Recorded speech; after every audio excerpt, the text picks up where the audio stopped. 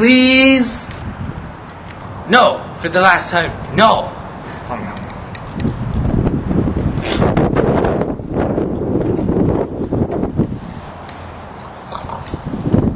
Why? Sorry for rice. Deal good.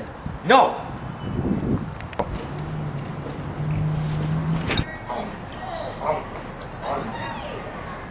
Hey, what are you two doing? Trying to borrow with ancient ancestors, man. Well, obviously you're not doing a very good job. Let me show you how it's done.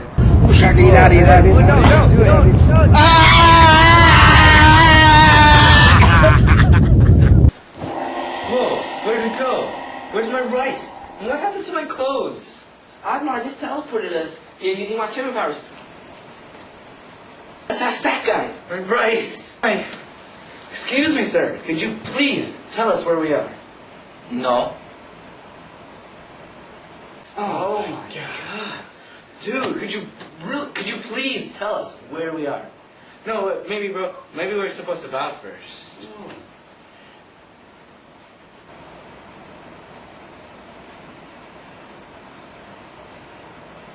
No.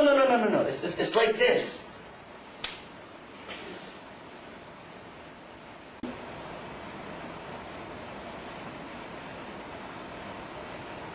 No, you guys, it's obviously like this.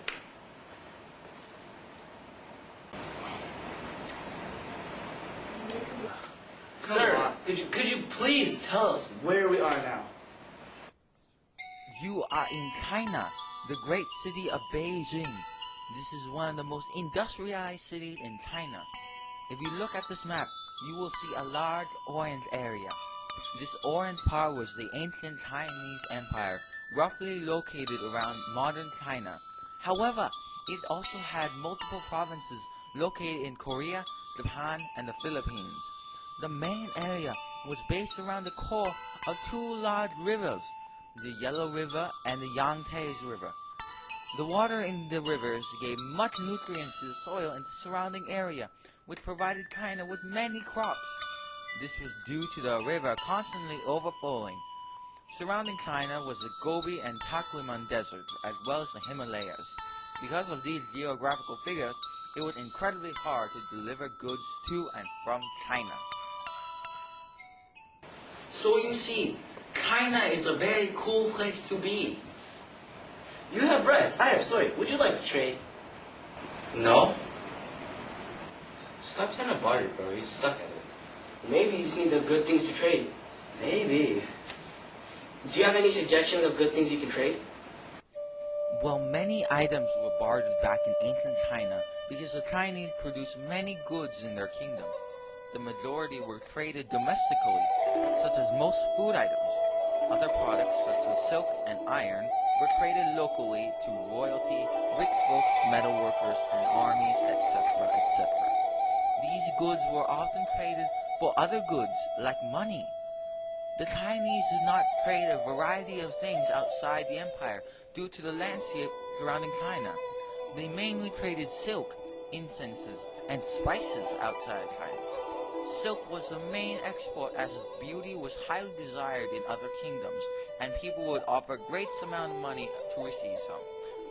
The majority of people offered jewels or artificial things like glass in return for silk. Even though spices and incenses were also traded, they weren't nearly as valuable as silk. Yeah, bro. Don't you know what China is famous for? Rice and soy, right? No, not only that, but also... Silk, rice, wheat, fireworks, and incenses were all easy for the Chinese to produce. Because of the surrounding landscape, organic goods were easy to grow. Silk was not easy to produce, but was not too difficult, just time-consuming. The same was true with fireworks and incenses. Wars and dynasty changes were the most common causes for struggles in production. Wars required armies, some being consisted of civilians, thus weakening the amount of production.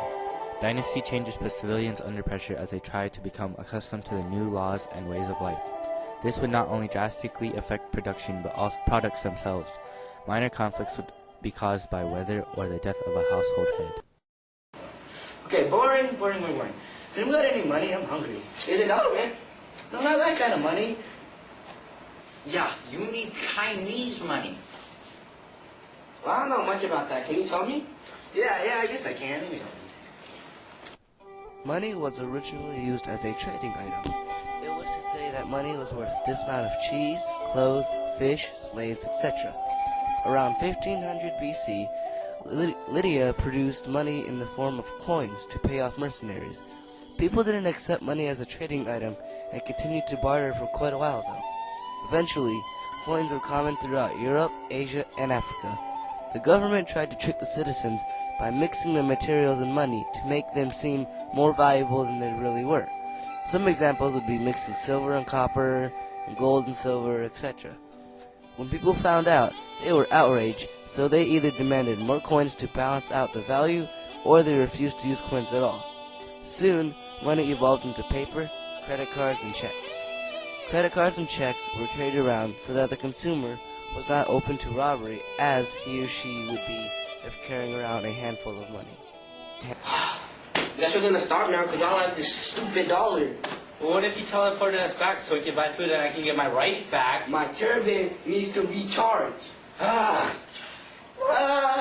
rest for you. Well, you know what?